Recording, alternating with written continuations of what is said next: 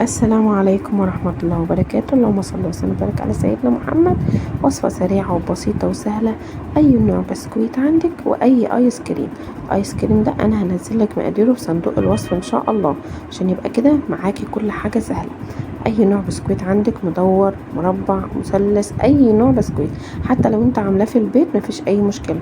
طبعا احنا البسكويت ده عملنا كذا مرة في البيت وكان سهل وبسيط. اخدنا الايس كريم بتاعنا وحطيناه في قالب يكون مناسب.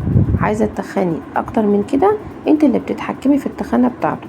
طبعا البسكويت هنقسمه نصين، هناخد نصه نحطه في ايه زي ما حضراتكم شايفين كده، والنص التاني هنسيبه مش هنحطه في اي حاجه، وهنبتدي نقطع كده على قد كل بسكويته بالظبط. طبعا سهله وبسيطه، وانتوا عارفين طبعا السهل والبسيط عندنا على طول. جبنا كده وابتدينا نظبطه من الجوانب كلها، وهنحطه نرجع نحطه تاني في الفريزر يمسك نفسه شوية، ونرجع تاني نشتغل بيه وهيكون ان شاء الله زي الفل.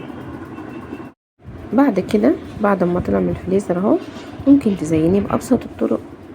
عندك شوكولاتة عايز تاكلي كده، مفيش متهيألي على ما اظن مفيش ابسط ولا اسهل من ده الايس كريم. وشوف انت بتشتريه من بره بسعر طبعا مبالغ فيه جدا.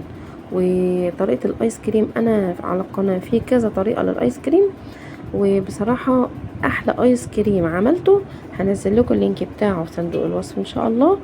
ومفيش طبعا ولا اسهل ولا اوفر ولا احسن من كده.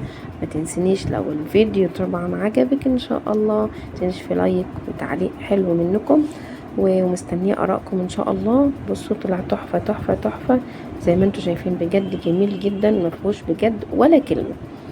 اشوفكم فيديو جديد واترككم في رعايه الله وامنه. صلوا على الحبيب، والسلام عليكم ورحمه الله وبركاته.